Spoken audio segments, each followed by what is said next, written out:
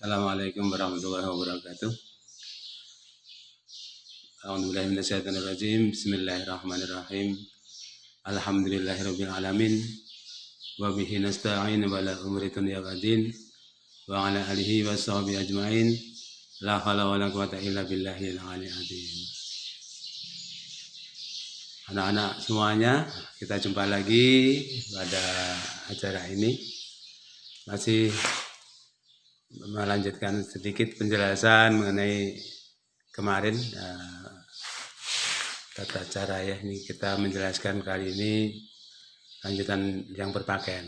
Sebelumnya mari kita awali dengan berdoa. Berdoa mulai Bismillahirrahmanirrahim. Raditu billahi rabba wa bil islam wa bi Muhammadin nabiyyi wa rasul. Amin.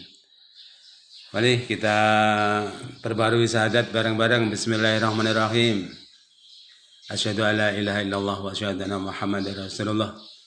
Asyhadu an la ilaha illallah wa asyhadu anna Muhammadar Rasulullah.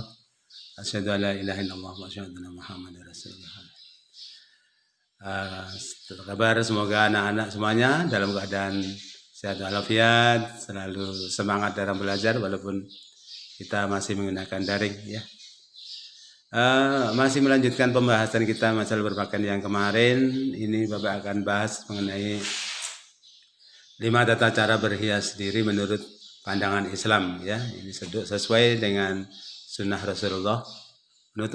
Menutup aurat, tidak meniru-niru orang kafir ya. Tidak bermewah-mewah dan tidak berlebihan ya. Kita bahas sedikit jadi kita untuk tambahan yang kemarin. Anak-anak semuanya, yang perlu diketahui bahwa Islam merupakan agama yang sempurna. Bukti kesempurnaan Islam adalah dalam Islam tidak hanya mengatur tata cara beribadahan saja, ya, namun juga mengatur tata cara hidup hingga hal-hal yang kecil. Ya, apa yang kecil? Memotong kuku, memotong kumis dan sebagainya kan kecil-kecil dah ya. Bila kita mencari hukum tentang suatu hal dalam kehidupan, pasti akan menemukan dalam Islam, baik dari Al-Quran maupun Sunnah ya. Termasuk cara berpakaian ini. Nah, ada berpakaian dalam Islam akan kita rangkum dalam poin-poin baik untuk laki-laki maupun untuk perempuan ya, anak-anak laki-laki dan anak perempuan. Yang jelas syarat utama berpakaian dalam Islam adalah menutup aurat ya. Dan sesuai dengan syariat Islam yang dicontohkan oleh Rasulullah SAW dan para sahabat. Anak laki-laki menutup aurat laki-laki di antara pusar dan lutut. Dari pusarnya sudah ketutup juga, sampai lutut ketutup juga. Yang kedua, bersih, wangi dan rapi, serta tidak berpakaian mencolok atau terlalu menyelisihi orang, kebanyakan di daerah tempat tinggal. Kadang anak-anak ya terbawa harus dengan bintang-bintang film yang ada koboi-koboi, ada celana panjang yang jin bagus-bagus dipotong-potong, disobek-sobek ya. Jadi itu yang kurang pas, nggak bener ya. Jadi yang baik-baik aja, yang pas utuh, kemudian tidak terlalu ketat ya. Kemudian dilanjutkan. Yang ketiga, afdal berwarna putih karena Rasulullah menyukai pakaian berwarna putih ya. Itu di daerah acara-acara tertentu ya, insya Allah. Yang keempat, menggunakan tutup kepala. Rasulullah tidak pernah meninggalkan rumah tanpa tutup kepala. Ini Bapak malah membaca tapi nggak pakai tutup kepala ya. Nah, Bapak dalam tugas ya, karena pakaiannya dalam tugasnya seperti ini ya. Oke, kita lanjutkan yang kelima. Menggunakan pakaian yang menunjukkan identitas keislaman, sehingga bila orang melihat orang tersebut langsung tahu bahwa kita adalah orang Islam. Identitas diri. Kemudian yang keenam, tidak menggunakan sutra atau emas seperti warna-warna pakaian yang tidak disukai Rasulullah bagi laki-laki, yaitu merah menyala, oranye dan kuning polos. Ya, ini pakaian-pakaian yang kurang disukai. Kemudian kalau emas ini memang kita ya kalau bisa yang anak laki-laki ya nggak usah pakai emas lah ya. Cukup dipanggil Mas Paijo, Mas Bejo, tapi nggak usah pakai emas, dipakai nggak usah. Kemudian kalau sutra itu juga memang tidak usah dipakai untuk pakaian pakai sutra ya untuk laki-laki.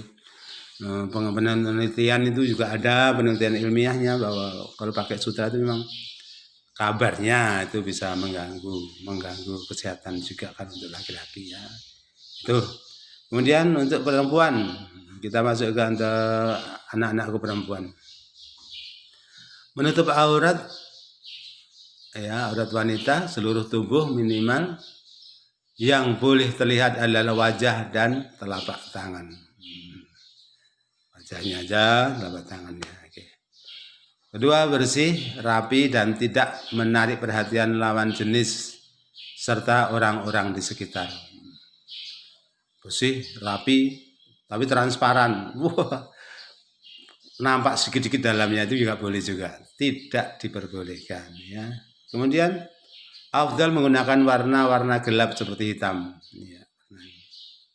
Lebih bagus seperti itu. Yang keempat, tidak menggunakan make up yang terlalu tebal, natural saja. Udah cantik natural ya.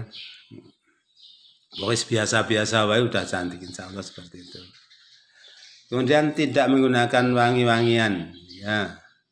Tidak menggunakan wangi-wangian, ya sudah biasa saja. Kalau wangi-wangi sekedar saja, tidak jarak 100 meter sudah nampak, oh ini udah mau lewat gitu. Tidak seperti itu. Yang keenam, tidak menggunakan pakaian yang menyerupai laki-laki atau pakaian yang menyerupai syiar orang-orang kafir.